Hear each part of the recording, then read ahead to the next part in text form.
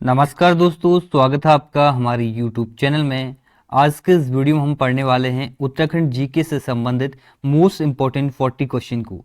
ये हमारी एक सीरीज है उत्तराखंड पुलिस के एग्जाम के लिए, जो कि 18 दिसंबर 2022 को होने वाला है, पुलिस कांस्टेबल फायरमैन का। तो उसके लिए देखिए हमने एक सीरीज चलाई थी उत्तराखंड जीके एमसीक्यू क्वेश्चन की, और 140 प्रश्न इससे पहले हम 3 वीडियोज के माध्यम से डिस्कस कर चुके हैं। आज जो है हम फिर से 40 प्रश्नों को डिस्कस करेंगे, जो कि आपके एग्जाम के दृष्टिकोण से महत्वपूर्ण होंगे। तो वीडियो को आपको अंत तक देखना है, और वीडियो को देखने के बाद आपको कमेंट भी जरूर करना है कि आपको कितने क्वेश्चन के आंसर पहले से आते थे, ये आपको इन 40 में से बताना है।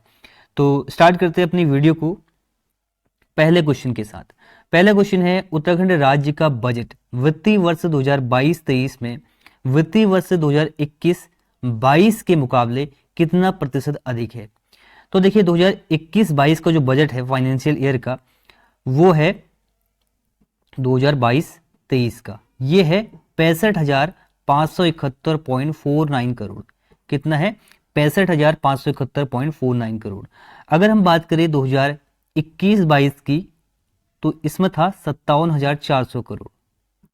57,400 करोड़। तो कितना बड़ा है? ये बड़ा है लगभग 8,000 करोड़। 8,000 करोड़, ठीक है।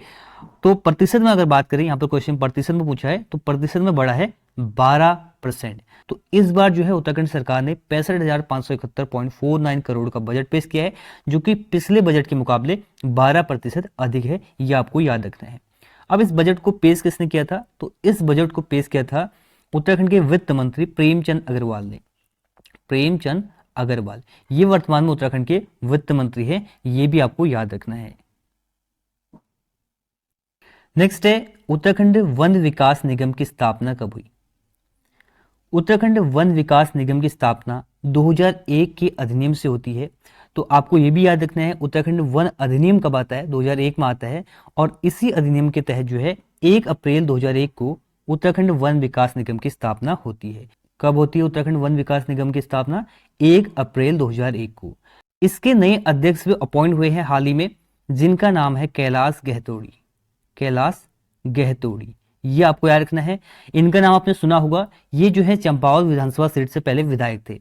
वहां पर इन्होंने अपनी सीट छोड़ दी थी पुष्कर सिंह धामी के लिए, क्योंकि उन्होंने वहां से बाईपोल इलेक्शन लड़ा था, ठीक है। तो उपचुनाव जो है पुष्कर सिंह धामी द्वारा वहां से लड़ा गया था। इन्होंने अपनी सीट वहां से छोड़ दी थी, फिर इनको जो है वन विकास निगम का अध्यक्ष बनाया गया था, और वर्तमान में ये उत्तराखंड वन विकास निगम के अध्यक्ष हैं। वन विकास निगम की स्थापना 2001 के अधिनियम से होती है, 1 अप्रैल 2001 को। ऑप्शन नंबर 20 का सही जवाब है। इतना आपको इससे याद रखना है। नेक्स्ट है, मुख्यमंत्री वात्सल्य योजना शुरू की गई। तो मुख्यमंत्री वात्सल्य योजना छपेगा आपके एग्जाम में, काफी महत्वपूर्ण है आने वाले एग्जाम के लिए, इसको आपको अच्छे से याद करना है। तो इसकी शुरुआत होती है 2 अगस्त 2021 को। ऑप्शन नंबर ए इसका सही जवाब है, मुख्यमंत्री वात्सल्य योजना। घोषणा इसकी होती है 22 मई 2021 को। इसकी घोषणा की जाती है TSR यानी कि तीरथ सिंह रावत द्वारा, ठीक है। तो तीरथ सिंह रावत द्वारा इसकी घोषणा की जाती है, फिर हट जाते हैं तीरथ सिंह रावत अपने पद से, और नए मुख्यमंत्री आते हैं पुष्कर सिंह धामी। वो इसकी शुरुआत करते हैं, वो इसको इंप्लीमेंट करते हैं 2 अगस्त 2021 को। तो ये डेट आपको याद रखनी है, 2 अगस्त 2021 वाली। यहां से इसकी शुरुआत होती है, यहां से इसको इंप्लीमेंट किया जाता है, ठीक है। अब इस योजना के तहत था क्या? तो देखिए, जो कोविड के कारण जिन भी बच्चों ने अपने माता पिता या अपने गार्जियन को खोया है, उनको 3,000 रुपए प्रति माह भत्ता दिया जाएगा। कितना? 3,000 रुपए, और 21 साल तक की आयु के बच्चों को। तो ये था वात्सल्य योजना, ठीक है।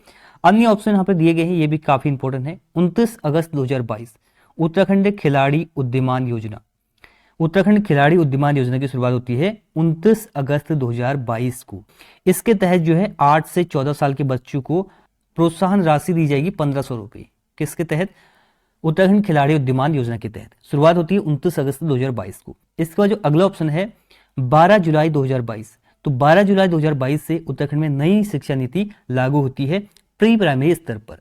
नई शिक्षा नीति यानी कि न्यू एजुकेशन पॉलिसी, ये जो है प्री प्राइमरी स्तर पर लागू होती है, और ऐसा करने वाला उत्तराखंड पहला राज्य है देश का। कब लागू होती है? 12 जुलाई 2022 को। 30 अक्टूबर 2021, ये भी काफी इंपॉर्टेंट है। 30 अक्टूबर 2021 को मुख्यमंत्री घस्यारी कल्याण योजना की शुरुआत होती है। कब होती है? 30 अक्टूबर 2021 को। ये आपको याद रखना है। बढ़ते हैं आगे। नेक्स्ट है, निम्न में से कौन क्रिकेट से संबंधित नहीं है? तो इसमें कौन सा जो प्लेयर है वो क्रिकेट से संबंधित नहीं है, ये पूछा है, आपको उसको एलिमिनेट करना है। तो इसका सही जवाब हो जाएगा option number D, Madhumita Bisht. Madhumita Bisht जो है ये बैडमिंटन की प्लेयर है। स्नेहा राणा बिल्कुल क्रिकेट से संबंधित है, देहरादून जनपद की है और अभी ये राष्ट्रीय महिला क्रिकेट टीम का हिस्सा भी है, काफी अच्छे ऑलराउंडर हैं स्नेहा राणा, ठीक है। एकता बिष्ट अल्मोड़ा की है, इनको आप जानते होंगे, ये जो है महिला क्रिकेटर हैं। तारा रावत ये भी महिला क्रिकेटर है, ये भी आपको पता होना चाहिए, ठीक है। मधुमिता बिष्ट जो है बैडमिंटन की प्लेयर है, तो इसका सही जवाब है ऑप्शन नंबर डी। नेक्स्ट है सालम के शेर राम सिंह आजाद के पक्ष में वकालत किस पूर्व उपराष्ट्रपति द्वारा की गई? तो राम सिंह आजाद को कहा जाता है सालम का शेर। सालम की क्रांति होती है 25 अगस्त 1942 को, ये डेट याद रखिएगा, 25 अगस्त 1942 को सालम की क्रांति होती है। इसके बाद जो है राम सिंह आजाद जो है इनको गिरफ्तार कर लिया जाता है बद्रीनाथ से और इनको जो है फिर सजा हो जाती है। लेकिन इनके पक्ष में जो वकालत लड़ते हैं, जो इनकी पैरवी करते हैं, वो करते हैं गोपाल स्वरूप पाठक। ऑप्शन नंबर ए इसका सही जवाब है और इसके लिए इनसे अपील करते हैं इंद्र सिंह नयाल। इंद्र सिंह नयाल द्वारा अपील की जाती है कि आप जो है राम सिंह आजाद की पैरवी करें, उनके पक्ष में वकालत लड़ें और गोपाल स्वरूप पाठक जो है ये वकालत लड़ते हैं। ये बाद में भारत के उपराष्ट्रपति भी बनते हैं, ये भी आपको याद होना चाहिए। तो बढ़ते हैं आगे अगले क्वेश्चन की ओर। अगला प्रश्न है उत्तराखंड को विशेष राज्य के तहत कितने प्रतिशत धनराशि केंद्र से अनुदान के रूप में प्राप्त होती है? तो देखिए फ्रेंड्स, उत्तराखंड को एक विशेष राज्य का दर्जा प्राप्त है और ये दर्जा उत्तराखंड को मिलता है 2001 में और ऐसा स्पेशल स्टेटस प्राप्त करने वाला उत्तराखंड देश का 11वां राज्य बनता है। अब इसी स्टेटस के तहत जो है उत्तराखंड को 90% जो धनराशि है वो केंद्र से मिलता है अनुदान के रूप में और 10% मिलता है ऋण के रूप में, ठीक है। 10% ऋण के रूप में और 90% अनुदान के रूप में। और जो वो स्टेट हैं जिनको ये स्टेटस प्राप्त नहीं है उनको 70% मिलता है अनुदान के रूप में और 30% मिलता है ऋण के रूप में। तो ये आपको याद रखना है और इसका राइट आंसर होगा ऑप्शन नंबर ए, 90% जो है केंद्र सरकार से अनुदान के रूप में उत्तराखंड को मिलता है। नेक्स्ट है मुरखुली आभूषण धारण किया जाता है। तो पारंपरिक एक आभूषण है मुरखुली उत्तराखंड का और ये धारण किया जाता है कान में। ऑप्शन नंबर ए इसका सही जवाब है। पहले एग्जाम में आ चुका है क्वेश्चन। बाकी देखिए कान में धारण किए जाने वाले आभूषण है कनफूल, दूसरा आपको याद रखना है तुग्यल, तीसरा आपको याद रखना है गोरख। गोरख की एक विशेषता यह है ये पुरुषों द्वारा धारण किया जाने वाला आभूषण है। कौन सा आभूषण? गोरख, ठीक है। तो इस क्वेश्चन का आंसर है मुरखुली आभूषण जो है कान में पहने जाने वाला आभूषण है। नेक्स्ट प्रश्न है गढ़वाल एंसेंट एंड मॉडर्न के लेखक कौन है? तो गढ़वाल एंसेंट एंड मॉडर्न इसके लेखक हैं पातीराम। ऑप्शन नंबर सी इसका सही जवाब है। अंग्रेजी भाषा की पुस्तक है, ठीक है, अंग्रेजी भाषा में लिखी गई पुस्तक है गढ़वाल एंसेंट एंड मॉडर्न। इसके बाद देखिए तारादत्त गैरोला से भी आपको दो पुस्तकें याद रखनी है। एक तो आपको रखना है हिमालयन फोकलोर, हिमालयन फोकलोर ये याद रखना है। दूसरा आपको याद रखना है सदई, सदई। सदई जो है गढ़वाली कथाओं पर आधारित एक इनकी पुस्तक है तारादत्त गैरोला की, ये आपको याद रखना है। हिमालयन फोकलोर भी जो है तारादत्त गैरोला की पुस्तक है। अदर ऑप्शन में देखिए भक्त दर्शन की बात कर तो भक्त दर्शन की भी एक पुस्तक पूछी जाती है एग्जाम में, गढ़वाल की दिव्यंगत विभूतियां, ठीक है, गढ़वाल की दिव्यंगत विभूतियां ये जो है भक्त दर्शन की है। शेखर पाठक की है उत्तराखंड में कुली बेगार प्रथा, ये शेखर पाठक की पुस्तक है। तो इतना आपको याद रखना है, ये पूछा जाता है एग्जाम में इसलिए इंपॉर्टेंट है। नेक्स्ट है सही मिलान नहीं है। डोला पालकी आंदोलन जयनंद भारती बिल्कुल सही है। मिश्रित वन खेती जगत सिंह चौधरी, ठीक है, उत्तराखंड में मिश्रित वन खेती का जो जनक कहा जाता है वो जगत सिंह चौधरी को ही कहा जाता है, तो ये बिल्कुल सही है। हिमालयन वन्य जीव संस्थान कल्याण सिंह रावत ने इसकी स्थापना की थी 1974 में, ये भी बिल्कुल सही है। तो इनमें से कोई नहीं, ऑप्शन नंबर डी इसका सही जवाब हो जाएगा। नेक्स्ट है जंगलों के संरक्षण के लिए कुमाऊं आयरन वर्क्स कंपनी की स्थापना की गई थी। तो जंगलों के संरक्षण के लिए इस कंपनी की स्थापना होती है 1862 में। ऑप्शन नंबर सी इस प्रश्न का सही जवाब है। अगला प्रश्न है कांचुला खर्क है। तो उत्तराखंड में जो कांचुला खर्क है ये प्रसिद्ध है कस्तूरी मृग संरक्षण एवं प्रजनन केंद्र के लिए। ऑप्शन नंबर ए इसका सही जवाब है। कहाँ स्थित है? चमोली जनपद में स्थित है और 1982 1982 में इसकी स्थापना होती है, 1982 में इसकी स्थापना होती है, जो कि कस्तूरी मृग के संरक्षण और प्रजनन के लिए प्रसिद्ध है। नेक्स्ट है गढ़ केसरी नाम से प्रसिद्ध स्वतंत्रता सेनानी है। तो गढ़ केसरी नाम से प्रसिद्ध स्वतंत्रता सेनानी है अनुसुईया प्रसाद बहुगुणा। ऑप्शन नंबर सी इसका सही जवाब है। चमोली में इनका जन्म हुआ था और 1919 में इन्होंने कांग्रेस के अधिवेशन में भाग लिया था, ठीक है, अमृतसर में जो हुआ था। और आपको याद रखना है इनका जो उपनाम है वो है गढ़ केसरी। इंद्रमणि बड़ौनी, इनको उत्तराखंड का गांधी कहा जाता है। उत्तराखंड का गांधी किसे कहा जाता है? इंद्रमणि बड़ौनी को। नेक्स्ट है नैनीताल में उच्च न्यायालय भवन का निर्माण कराया गया था। तो नैनीताल में स्थित जो हाईकोर्ट है इसके भवन का निर्माण जो है होता है 1897 में शुरू और 1900 में बन के तैयार होता है। इसका निर्माण किया था सर मैकडोनल्ड ने। ऑप्शन नंबर ए इसका सही जवाब है। गॉथिक शैली में बना हुआ भवन है, गॉथिक शैली में, जहां पर अभी हाईकोर्ट है। हालांकि इसको शिफ्ट करने की बात अभी चल रही है हल्द्वानी में, लेकिन जहां पर अभी है ये भवन जो है अंग्रेजों के टाइम का है और 1897 में इसका निर्माण कार्य शुरू हुआ था, 1900 में बन के तैयार होता है। निर्माण इसका किया था मैकडोनल्ड ने और गॉथिक शैली में ये बना हुआ है, ठीक है। उत्तराखंड हाईकोर्ट के न्यायाधीश कौन है वर्तमान में? विपिन सांघी, ठीक है, विपिन सांघी जो कि 12वें क्रम के हैं। और उत्तराखंड हाईकोर्ट के पहले न्यायाधीश कौन थे? तो वो थे ए देसाई, ए देसाई, ये भी आपको याद रखना है। नेक्स्ट है किस वर्ष देहरादून में खेल अकादमी की स्थापना की गई? तो देहरादून में खेल अकादमी की स्थापना होती है 2001 में। तो आपसे ये भी क्वेश्चन आ सकता है कि खेल अकादमी कहाँ स्थित है? तो देहरादून में स्थित है। इसकी स्थापना होती है 2001 में। उत्तराखंड में खेल नीति कब आती है? 2006 में उत्तराखंड में खेल नीति आती है। अभी ये करंट अफेयर का क्वेश्चन है 2021 का। उत्तराखंड में नई खेल नीति लागू होती है। इसकी अधिसूचना सरकार द्वारा जारी की जाती है 21 दिसंबर 2021 को। तो नई खेल नीति कब आती है? 2021 में। और उत्तराखंड की जो पहली खेल नीति थी वो कब आती है? 2006 में। ये आपको याद रखना है, ठीक है। बढ़ते हैं आगे अगले क्वेश्चन की ओर। नेक्स्ट है उत्तराखंड की जीडीपी में सर्वाधिक योगदान किस क्षेत्र का है? तो जीडीपी के लिए 3 प्रकार के सेक्टर होते हैं। एक होता है आपका प्राइमरी सेक्टर, ठीक है, दूसरा आता है सेकेंडरी सेक्टर, तीसरा आता है टर्सरी सेक्टर, यानी कि प्राथमिक क्षेत्र, द्वितीय क्षेत्र, तृतीय क्षेत्र। अब इन्हीं के बेस पर जो है जीडीपी हमारी तैयार होती है। तो सबसे ज्यादा योगदान अगर उत्तराखंड की बात करें तो वो है द्वितीय क्षेत्र का। ऑप्शन नंबर सी इसका सही जवाब है, यानी कि सेकेंडरी सेक्टर का 48 पॉइंट कुछ % जो है ये योगदान है किसका? द्वितीय क्षेत्र का। प्राथमिक क्षेत्र का कितना है? प्राथमिक क्षेत्र का है 10%, ठीक है। और बाकी जो बचता है लगभग 41 पॉइंट कुछ % ये है तृतीय क्षेत्र का, यानी कि टर्सरी सेक्टर का। सेकेंडरी सेक्टर में क्या आता है? सेकेंडरी सेक्टर में आता है निर्माण विनिर्माण उद्योग आते हैं। और टर्सरी सेक्टर में आता है, तृतीय क्षेत्र में आता है हमारे सर्विसेज होगी जो, ठीक है। और प्राथमिक क्षेत्र में आता है रॉ मटेरियल वाले, जैसे कृषि हो गया, और जो हमारा रॉ मटेरियल है वो प्राथमिक क्षेत्र में आता है। इसका जो योगदान है जीडीपी में वो 10% है, वो सबसे कम है, ठीक है।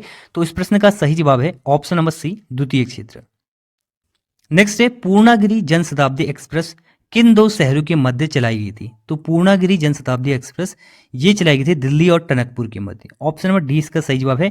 कब इसकी शुरुआत होती है? तो 26 फरवरी 2021 को इसकी शुरुआत होती है पूर्णागिरि जनशताब्दी एक्सप्रेस की। एक और एक्सप्रेस आपको याद रखना है 2021 का करंट अफेयर है, सिद्धबली जनशताब्दी एक्सप्रेस, जो कि कोट द्वार से दिल्ली के मध्य चलाई जाती है और इसकी शुरुआत होती है 3 मार्च 2021 को। सिद्धबली जनशताब्दी एक्सप्रेस कोटद्वार से दिल्ली के मध्य 3 मार्च 2021 को, और पूर्णागिरि जनशताब्दी एक्सप्रेस दिल्ली से टनकपुर के मध्य, और इसकी शुरुआत होती है 26 फरवरी 2021 को। यह आपको याद रखना है। नेक्स्ट है उत्तराखंड में सर्वाधिक पुरुष साक्षरता वाला जनपद कौन सा है? तो सर्वाधिक पुरुष साक्षरता है रुद्रप्रयाग जनपद में। ऑप्शन नंबर 20 का सही जवाब है। देखिए साक्षरता की बात करें तो सबसे अधिक साक्षरता कहां पर है उत्तराखंड में? वो है देहरादून में। सबसे कम कहां पर है? तो सबसे कम है उधम सिंह नगर में। अब बात करें मेल की, यानी कि पुरुषों की बात करें तो सबसे अधिक है रुद्रप्रयाग में। सबसे कम कहां पर है? सबसे कम है हरिद्वार में, ठीक है। फीमेल की बात करें तो फीमेल की सबसे अधिक है देहरादून में, और सबसे कम कहां पर है? सबसे कम है उत्तरकाशी जनपद में। तो ये 3 पॉइंट आपको याद रखने हैं साक्षरता से, ठीक है। उत्तराखंड का टोटल पूछा जा सकता है, पुरुषों की पूछा जा सकता है, महिलाओं की पूछा जा सकता है, सबसे कम सबसे अधिक, ठीक है। तो ये आपको याद रखना है। बढ़ते हैं आगे। नेक्स्ट है गिरजादत्त नैथानी ने 1902 में गढ़वाल समाचार नाम का एक मासिक पत्र का प्रकाशन प्रारंभ किस स्थान से किया था? तो गिरजादत्त नेथानी ने जो है 1902 में गढ़वाल समाचार का प्रकाशन शुरू किया था और ये किया था लैंसडाउन से। ऑप्शन नंबर ए इसका सही जवाब है। कहाँ से? लैंसडाउन से। इसके बाद देखिए 1905 में गढ़वाली का प्रकाशन होता है। ठीक है, दोनों अलग अलग हैं। गढ़वाल समाचार 1902 में आता है और गढ़वाली आता है 1905 में। ये आपको याद रखना है। गढ़वाल समाचार का प्रकाशन कहाँ से होता है? लैंसडाउन से होता है। ऑप्शन नंबर ए इसका सही जवाब है। इसके बाद देखिए वर्ष 1928 में कृपाराम मिश्र ने कोटद्वार से कौन सी पत्रिका शुरू की थी? तो ये की थी गणदेश समाचार पत्र। ऑप्शन नंबर डी इसका सही जवाब है। गणदेश समाचार पत्र का प्रकाशन किया था कृपाराम मिश्र ने। कहाँ से? कोटद्वार से 1928 में। कब किया था? 1928 में। नेक्स्ट है उत्तराखंड भारतीय गणतंत्र का कौन सा राज्य बना था? तो उत्तराखंड राज्य की स्थापना होती है 9 नवंबर 2000 को। कब होती है? 9 नवंबर 2000 को।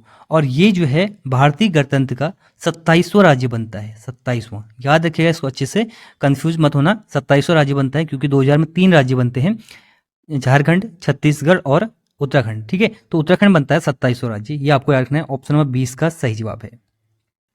नेक्स्ट है कटारमल मंदिर समर्पित है। तो कटारमल मंदिर समर्पित है सूर्य को। ऑप्शन नंबर 20 का सही जवाब है। और ये कहाँ स्थित है? ये अल्मोड़ा में स्थित है, अल्मोड़ा जनपद में। ठीक है, इससे हमें ये भी पुष्टि होती है कि यहाँ पर शकु का भी निवास था। तो शकु की पुष्टि कौन करता है? कौन सा मंदिर करता है? तो ये कटारमल मंदिर करता है। इसको किसने बनाया था? कत्यूरी शासक कटारमल देव ने बनाया था। ठीक है, कटारमल देव ने इसको बनाया था, कटारमल मंदिर को। ये आपको याद होना चाहिए। और कौन सी ये शैली में बना है? तो उत्तराखंड शैली में निर्मित है, उत्तराखंड शैली में। ठीक है, उत्तराखंड शैली में। नेक्स्ट है उरारी है। तो उरारी जो है ये है ऑप्शन नंबर ए, थारू महिलाओं को तलाक देने का अधिकार। ठीक है, तो तलाक को कहा जाता है थारू जनजाति में उरारी। ऑप्शन नंबर ए इसका सही जवाब है। नेक्स्ट है निम्नलिखित में से कौन सा बुग्याल यमुनोत्री के निकट स्थित है? तो यमुनोत्री है उत्तरकाशी में, और ये जो बुग्याल है यमुनोत्री के पास स्थित, इसका नाम है देवदामनी बुग्याल। ऑप्शन नंबर ए इसका सही जवाब है। बाकी कुश कल्याण, हरकीदून, देवक्यारा, ये सभी बुग्याल जो है उत्तरकाशी में स्थित है। ठीक है, उत्तरकाशी में स्थित है। और चाइसिन बुग्याल उत्तरकाशी में स्थित है। ठीक है, बाकी दयारा बुग्याल उत्तरकाशी में स्थित है। तो ये सारे आपको याद रखने हैं, कहाँ पर स्थित है? उत्तरकाशी में स्थित है। नेक्स्ट है उत्तरकाशी की जाड़ गंगा घाटी में स्थित गड़तांग गली दर्रे को कब पर्यटकों के लिए खोला गया? तो इसको खोला गया है 2021 में। ऑप्शन नंबर 20 का सही जवाब है। देखिए ये यहाँ से पहले ट्रेड होता था 1962 में, जब इंडिया चाइना वॉर होती है तब से जो है ये बंद हो जाता है। फिर से इसको रीओपन किया जाता है 2021 में। कब? 2021 में, 59 सालों के बाद। गड़तांग गली दर्रा जो है ये कहाँ स्थित है? ये उत्तरकाशी में स्थित है। और यहाँ पर जो है एक ब्रिज का निर्माण भी किया गया है। आगे बढ़ते हैं। उत्तराखंड का पहला ऑर्किड पार्क कहाँ बनाया गया है? तो उत्तराखंड का पहला ऑर्किड पार्क बनाया गया है ऑप्शन नंबर ए, चमोली।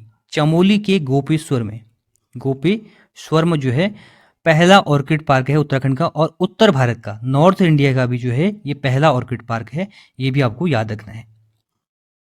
अगला प्रश्न है श्याम शाह की मृत्यु कैसे हुई? तो श्याम शाह देखिए पवार वंश का शासक था और इसका टाइम पीरियड रहता है 1611 से लेकर के 1631 तक। तो इसकी मृत्यु होती है नदी में डूबने से। और कौन सी नदी में डूबने से? अलकनंदा नदी में डूबने से। ऑप्शन नंबर सी इसका सही जवाब है। श्याम शाह से एग्जाम में बहुत सारे क्वेश्चन बनते हैं तो उनको भी देख लेते हैं। तो पहले इसका टाइम पीरियड हमने आपको बताया 1611 से 1631 तक रहता है इसका टाइम पीरियड। ठीक है, मानसा का पुत्र था ये श्याम शाह। और इससे देखिए जो इंपॉर्टेंट क्वेश्चन बनता है वो बनता है इसका जहांगीरनामा में उल्लेख। जहांगीर की जो आत्मकथा है तुझू की जहांगीरी, उसमें इसका उल्लेख मिलता है। इसने आगरा में 1621 में जहांगीर से भेंट की थी, ये हमें उल्लेख मिलता है। तो ये जो है जहांगीर से मिलने जाता है 1921 में आगरा में, और गढ़वाल से जो है ये हाथी और घोड़े जो है यहाँ से लेके जाते हैं और जहांगीर को भेंट करता है।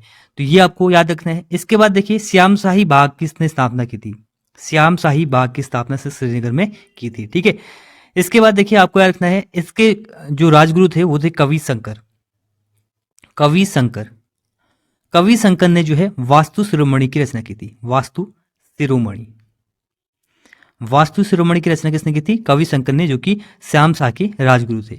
इसके बाद इसकी मृत्यु हो जाती है अलकनंदा नदी में डूबने से, और इसकी मृत्यु के पश्चात जो है 60 इसकी रानियां थी वो सती हो जाती हैं। इसका भी हमें जो है इतिहास में उल्लेख मिलता है। और इसी के टाइम पर जो है एक पादरी थे, पुर्तगाली पादरी, वो जो है गढ़वाल आए थे, ये भी आपको याद रखना है। तो श्याम शाह से इतना आपको याद रखना है, इंपॉर्टेंट क्वेश्चन है। आगे बढ़ते हैं। नेक्स्ट है कला विदु का शिरोमणि किसे कहा जाता है? तो कला विदु का शिरोमणि कहा जाता है option number D, Sudarshan Sahu. Sudarshan Sahu के बारे में हमने पिछली वीडियो में आपको पढ़ाया है, तो वहां पर आप उसको देख लीजिएगा। कला प्रेमी थे सुदर्शन शाह, कला प्रेमी, इसीलिए इनको जो है कला विदु का शिरोमणि कहा गया है। और यह कथन किसका है? मूरक्राफ्ट का है। ठीक है, मूरक्राफ्ट का ही कथन है कला विदु का शिरोमणि, ये आपको याद रखना है। नेक्स्ट है गोरखा काल में गांव छोड़कर भागे हुए लोगों पर लगने वाला कर था।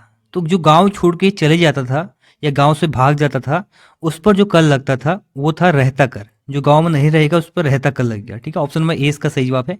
बाकी दो कर देखिए और आपको याद रखना है, एक है कुसही कर, दूसरा आपको याद रखना है पुंगाड़ी कर, जो एग्जाम में बहुत बार पूछे जाते हैं, पुंगाड़ी कर। ठीक है, ये लगता था, ये जो कर था ये भूमि कर था, और कुसही कर जो है ब्राह्मणों पर गोरखाओं ने लगाया था।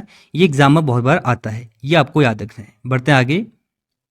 नेक्स्ट है दिसंबर 1918 में कुली बेगार प्रथा की जांच हेतु एक समिति का गठन किया गया था। इस समिति के अध्यक्ष कौन से कुमाऊं कमिश्नर थे? तो उस टाइम कुमाऊं कमिश्नर था पी विंडम। ठीक है, पर्सी विंडम, ऑप्शन नंबर 20 का सही जवाब है। और फॉरेस्ट ग्रीवेंस कमेटी जो कि 1921 में गठित होती है, इसका अध्यक्ष भी पर्सी विंडम था। नेक्स्ट है गढ़वाल यूनियन का गठन किस वर्ष किया गया? तो देखिए अगस्त 1901 में गढ़वाल हितकारिणी सभा, गढ़वाल हितकारिणी सभा की स्थापना होती है। ठीक है, इसी का नाम फिर हो जाता है गढ़वाल यूनियन 1901 में ही। तो गढ़वाल यूनियन की स्थापना होती है 1901 में, ऑप्शन नंबर ए इसका सही जवाब है। तारादत्त गैरोला को इसकी स्थापना का श्रेय जाता है। किसको? तारादत्त गैरोला को। नेक्स्ट है उत्तरांचल ग्रामीण बैंक है, जो उत्तराखंड में ग्रामीण बैंक है, इसकी स्थापना कब होती है? तो ग्रामीण बैंक की स्थापना होती है 2012 में। 4 बैंकों को मर्ज करके, 4 बैंकों को मिलाकर जो है ग्रामीण बैंक की स्थापना 2012 में की जाती है। नेक्स्ट है चरक संहिता में उत्तराखंड क्षेत्र को क्या कहा गया है? तो ये कहा गया है वानस्पतिक बगीचा। चरक संहिता में उत्तराखंड क्षेत्र को कहा गया है वानस्पतिक बगीचा। नेक्स्ट है भवाली नैनीताल में टीबी सेनिटोरियम की स्थापना कब हुई? तो ये स्थापना हुई थी अंग्रेजों के टाइम पे हुई थी 1912 में, ऑप्शन नंबर सी इसका सही जवाब है। देखिए टीबी सेनिटोरियम ये भवाली में स्थित है। दूसरा आपको रखना है मलेरिया शोध उन्मूलन केंद्र, मलेरिया शोध उन्मूलन केंद्र ये भी भवाली में स्थित है। तीसरा आपको याद रखना है उत्तराखंड न्यायिक एवं विधिक अकादमी, उत्तराखंड न्यायिक एवं विधिक अकादमी ये भी भवाली नैनीताल में स्थित है। 2004 में इसकी स्थापना होती है। ठीक है, टीबी सेनेटोरियम कहाँ स्थित है? भवाली में स्थित है, नैनीताल में, और 1912 में इसकी स्थापना होती है। मलेरिया शोध उन्मूलन केंद्र ये भी भवाली में स्थित है, और उत्तराखंड न्यायिक एवं विधिक अकादमी ये भी नैनीताल में स्थित है। 2004 में इसकी स्थापना होती है। नेक्स्ट है उत्तराखंड राज्य की द्वितीय राजभाषा किसे घोषित किया गया है? तो उत्तराखंड राज्य की राजभाषा है हिंदी, लेकिन जो दूसरी राजभाषा है वो है संस्कृत। संस्कृत, ठीक है, 2010 में इसको घोषित किया जाता है उत्तराखंड राज्य की राजभाषा। तो ऑप्शन नंबर ए इसका सही जवाब है। दूसरी राजभाषा जो है वो है संस्कृत। नेक्स्ट है नैन सिंह रावत सर्वेयर पर्वतारोहण संस्थान स्थित है, तो ये स्थित है मुंशियारी में। ठीक है, इन्हीं के नाम पर जो है इसका नाम रखा गया है। मुंशियारी में ही इनका जन्म हुआ था, तो ऑप्शन नंबर सी इसका सही जवाब है। ये पर्वतारोहण संस्थान स्थित है मुंशियारी पिथौरागढ़ में। नेक्स्ट है स्कंद पुराण में किरातों का उल्लेख किस नाम से किया गया है? तो स्कंद पुराण में किरातों का उल्लेख मिलता है भील नाम से। ऑप्शन नंबर 20 का सही जवाब है। किरातों को कहा गया है स्कंद पुराण में भील। अगला है 36 रकम 32 कलम राजस्व प्रणाली संबंधित थी, तो ये प्रणाली संबंधित थी चंद राजवंश से। ठीक है, चंदू की एक कर प्रणाली थी। ऑप्शन नंबर ए इसका सही जवाब है। नेक्स्ट है लधिया किसकी सहायक नदी है? तो देखिए काली नदी की जो अंतिम सहायक नदी उत्तराखंड में वो है लधिया, लधिया, और ये चूका नामक स्थान पर जो है काली नदी से मिलती है। तो इसका सही जवाब है ऑप्शन नंबर ए, काली की सहायक नदी है लधिया। ये जो है उत्तराखंड में मिलने वाली काली की अंतिम सहायक नदी, ये भी आपको याद रखना है, उत्तराखंड की ओर से मिलने वाली। ठीक है, बढ़ते हैं आगे। नेक्स्ट है अल्मोड़ा मुद्राएं किस साम्राज्य से संबंधित हैं या किस राजवंश से संबंधित हैं? तो अल्मोड़ा मुद्राएं संबंधित है ऑप्शन नंबर डी, इनमें से कोई। अल्मोड़ा मुद्राएं संबंधित है कुड़िंद राजवंश से। ठीक है, की जो मुद्राएं थी वो 3 प्रकार की थी। पहली थी अमोद विभूति प्रकार की, दूसरी थी अल्मोड़ा प्रकार, तीसरी थी छत्रेश्वर प्रकार। तो अल्मोड़ा मुद्राएं किससे संबंधित हैं? कुड़िंद राजवंश से। ये आपको याद रखना है। कुड़िंद राजवंश की मुद्राओं के अलावा हमें 5 अभिलेख भी मिलते हैं। 4 मिलते हैं भरूच मध्य प्रदेश से और 1 मिलता है मथुरा उत्तर प्रदेश से। तो ये भी आपको याद रखना है। तो ये हमने 40 क्वेश्चन डिस्कस किए आज के टेस्ट में और 180 प्रश्न जो है इस सीरीज में हमने डिस्कस कर लिए हैं। इसके बाद 2 और वीडियोज आएंगी। ठीक है, उनमें हम 40 क्वेश्चन और डिस्कस करेंगे आपके एग्जाम से पहले। तो ये है इस वीडियो का and. Thanks for watching and God bless you all.